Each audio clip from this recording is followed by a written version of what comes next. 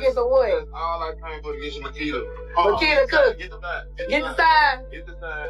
Come back around. Yo, that footage of Young Dolph alive is going viral. This new clip shows bro minutes before he got hit, looking mad calm, smiling, with zero clue about what was about to go down. And alongside that, we got fresh security tape from inside the bakery too. But check it. It ain't just trending because of the tragedy. These clips got people looking at Dolph's case from a whole different angle. Some folks even saying this footage exposes mad details that nobody caught from jump. Let's break this down. The emergence of new footage.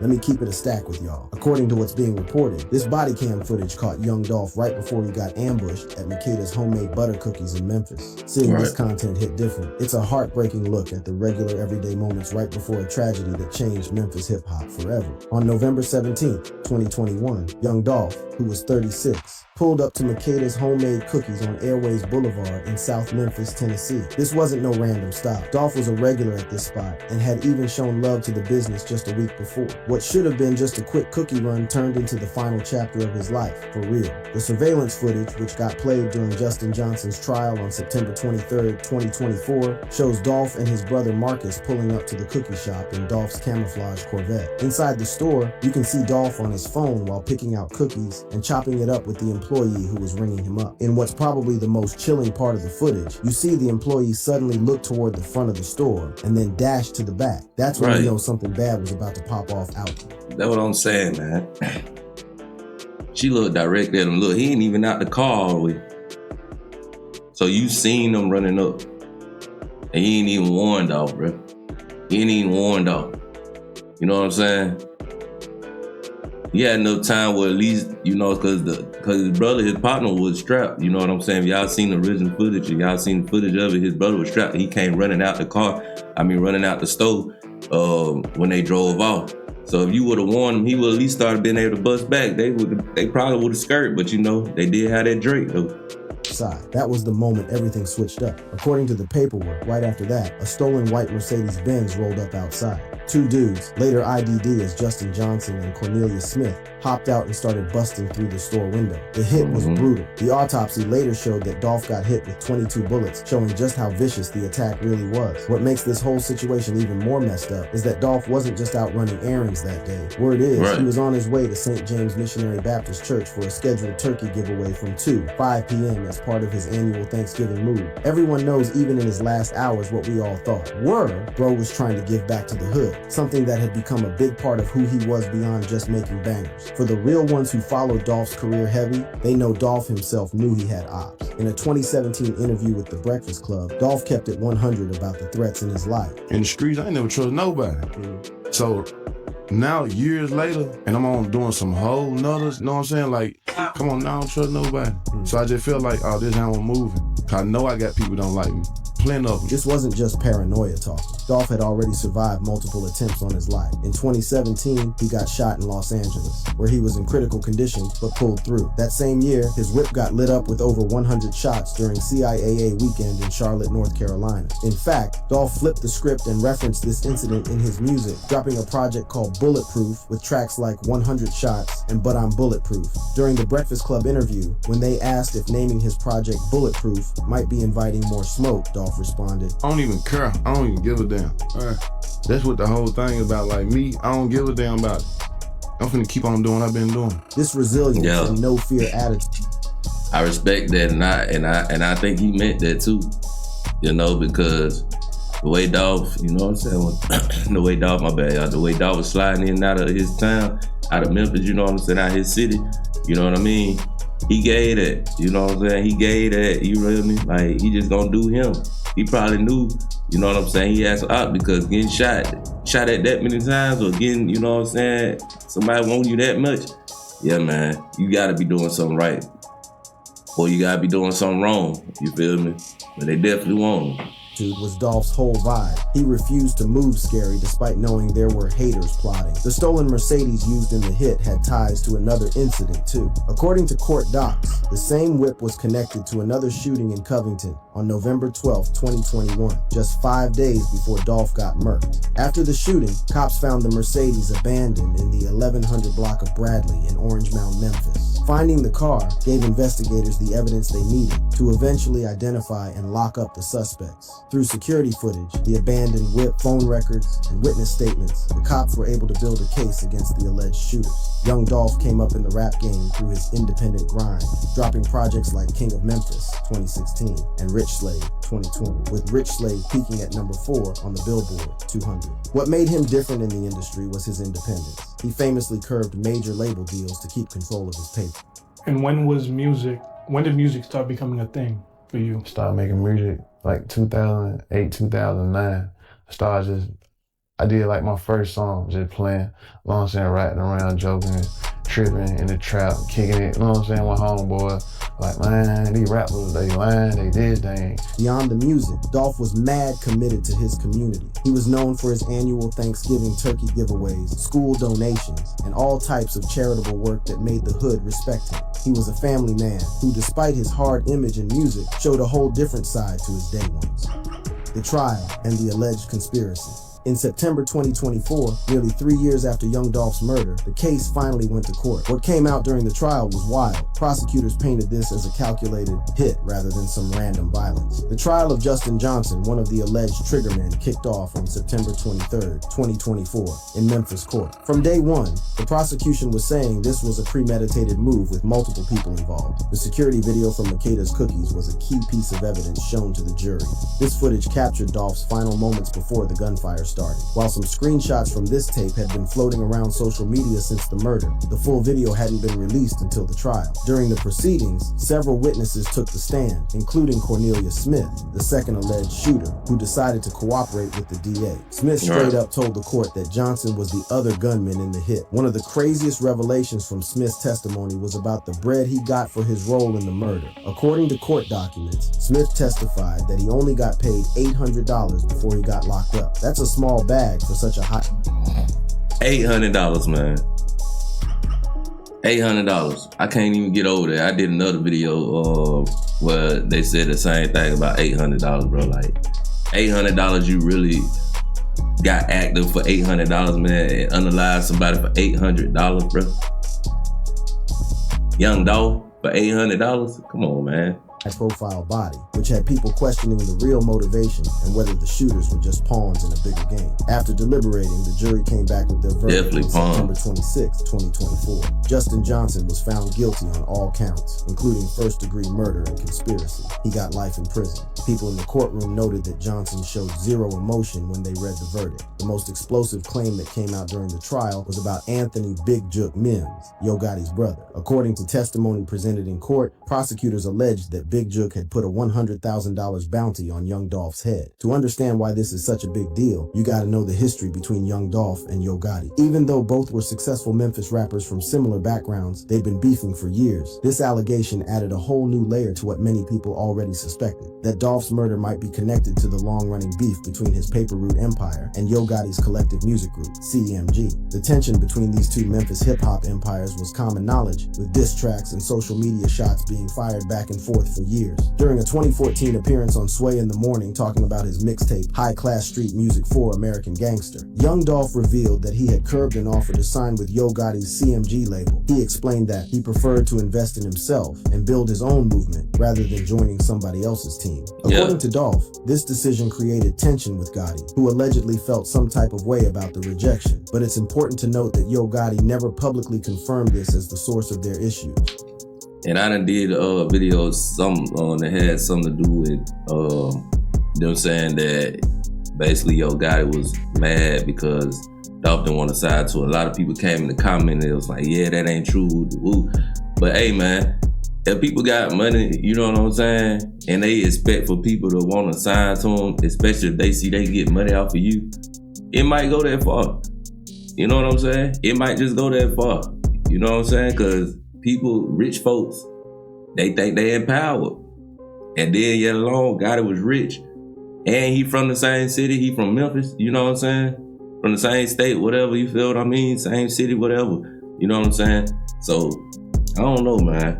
The situation got more heated publicly on February 11th, 2016, when Young Dolph took to Twitter with a thinly veiled shot at Gotti. Though Dolph didn't drop Gotti's name directly, everyone in the Memphis rap scene knew exactly who he was talking about. setting the stage for what would become an increasingly public beef. Interestingly, just days after this tweet, Young Dolph seemed to downplay the beef during an interview on Hot 97's Abro in the Morning show, describing the rivalry as really overstated and even acknowledging Gotti as one of his earliest supporters. Dolph also clarified that the title of his LP, King of Memphis, wasn't meant as a direct challenge to Gotti's status in the city, but rather reflected his own mindset and approach to the game. In interviews, Dolph was often asked about his relationship with Gotti. During a 2017 interview, when asked why he and Gotti couldn't just squash the beef and get money together, Dolph was clear in his response. In another interview from the same year, Dolph broke down his early interactions with Gotti. Ballin' G, Gotti, like, Yo Gotti was the first person that would reach out to me and be like, I want to stand. He came to me like, let's do CMG and Paper Route.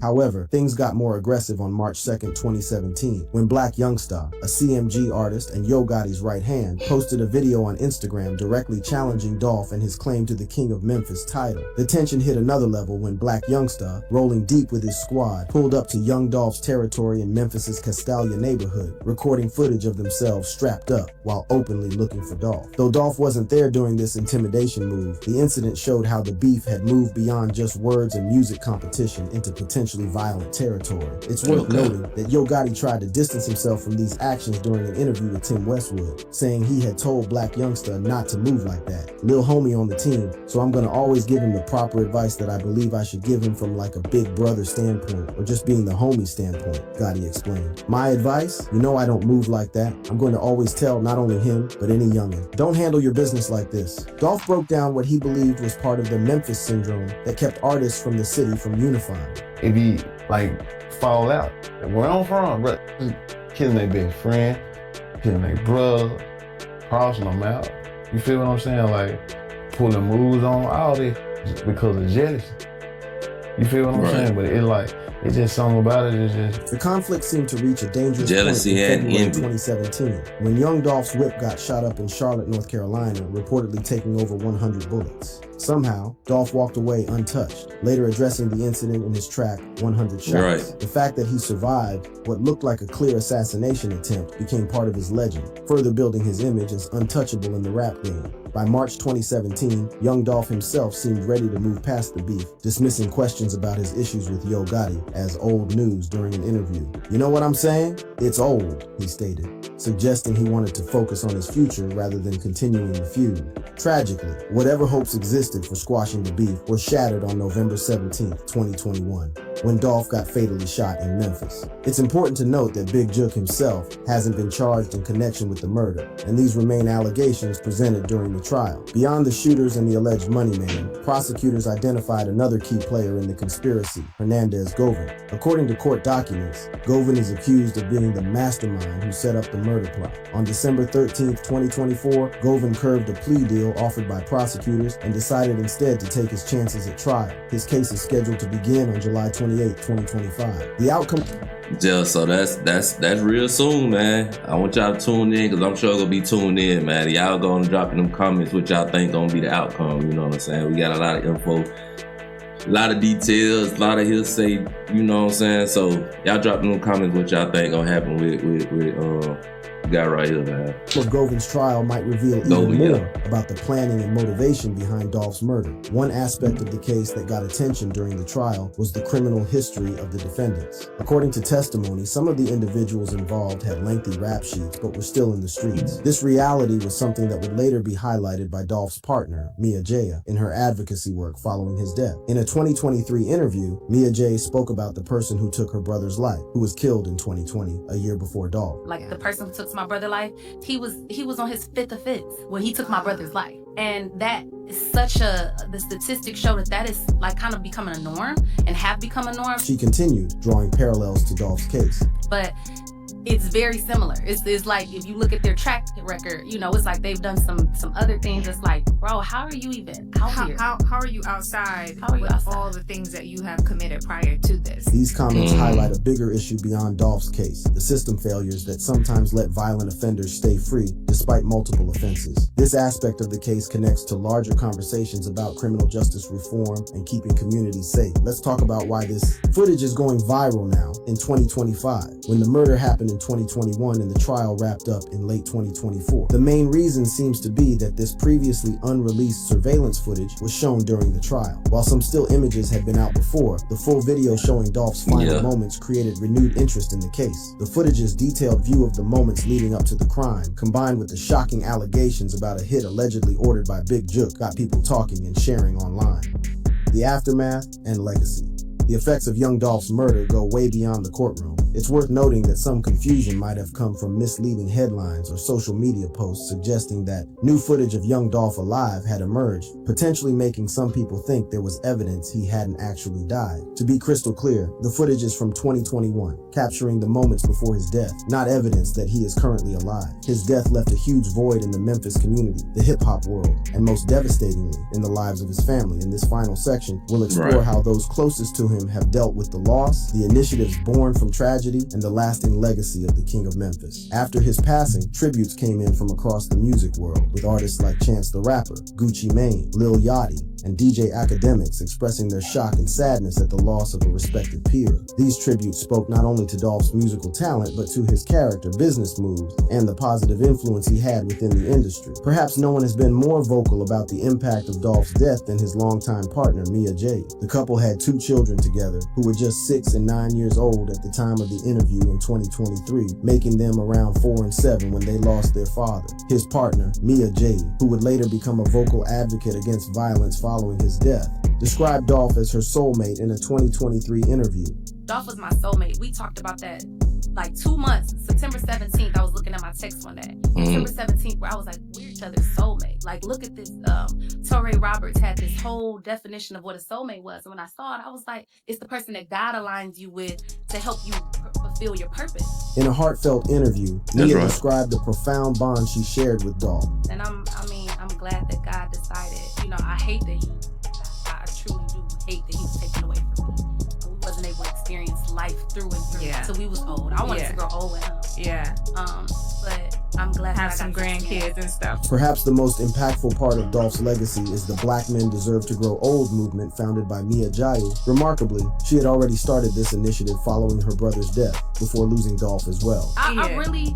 Black men deserve to grow old. He deserved to grow old. The movement addresses how violence disproportionately affects young Black men, as Mia explained in her interview. However, I'm like, it happens so much in ours. Like, Black men are 20 times more likely to be killed between the ages of 0 and 44 than any other, nationality. And that's a problem. And it's like premature deaths, violence, and all of that. And when I said that September 17, 2021, I didn't know to the extent. I'm thinking raising kids, doing family stuff, whatever. Yeah. But at this point, when I look back at acknowledging that and seeing that, it's like his legacy, his death will not be in vain.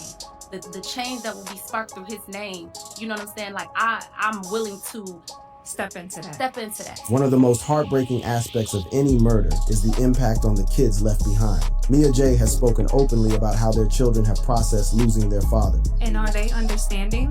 Very understanding. Very understanding. It's crazy to me how understanding that they are. This simple yet deep prayer reflects the family's commitment to not letting hatred and bitterness take root, even in the face of such a devastating loss. Beyond his immediate family, Dolph's death sent shockwaves through Memphis. After his murder, the city mourned heavy. A private funeral was held on November 30th, 2021, followed by a public celebration at FedEx Forum. On December 15th, 2021, a street was renamed in his honor. Makeda's Cookies, where the shooting went down, temporarily closed before reopening. The shop became a pilgrimage spot for fans, with murals and memorials popping up to honor the fallen rapper. A pop-up museum was also created to celebrate his life and achievements. Young Dolph's influence on music didn't stop with his death. His collabs with artists like Key Glock and Megan Thee Stallion still hit different for fans. A posthumous album, Paper Route Frank, dropped on December 16, 2022, giving fans new music from the late rapper. His independent approach to the music business also left a lasting impact, inspiring a whole generation of artists to consider keeping ownership of their music rather than signing to major labels. In many ways, Dolph's business model was ahead of its time, emphasizing entrepreneurship and ownership in an industry that has historically played artists.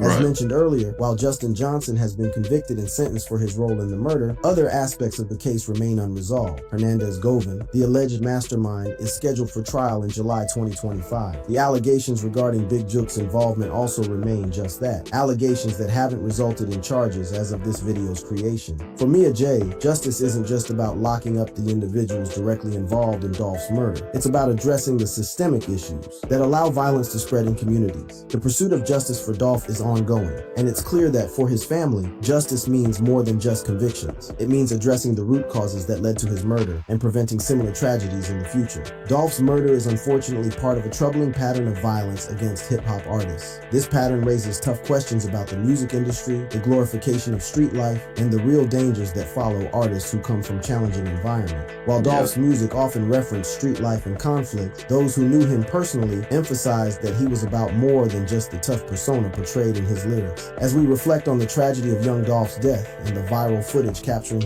And I ain't even gonna cap, a lot of the songs that I remember from Dolph and that I listen to this day by Dolph, it's really about getting money. Straight up. He ain't even got a lot of songs on trying to be tough, like, I don't even know, you know what I'm saying? That I know. All this stuff, talking about in the trap and getting money.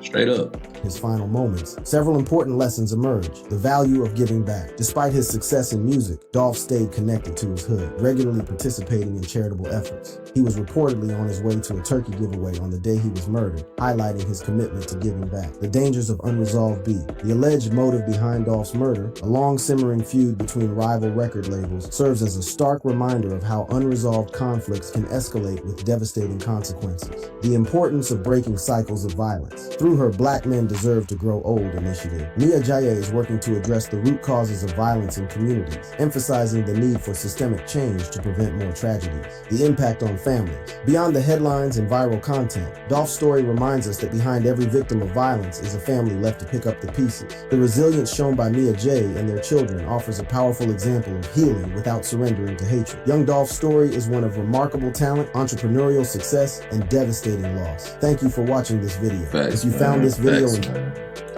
yeah, long live Dolph, man. Rest in peace, Dolph. You feel what I'm saying?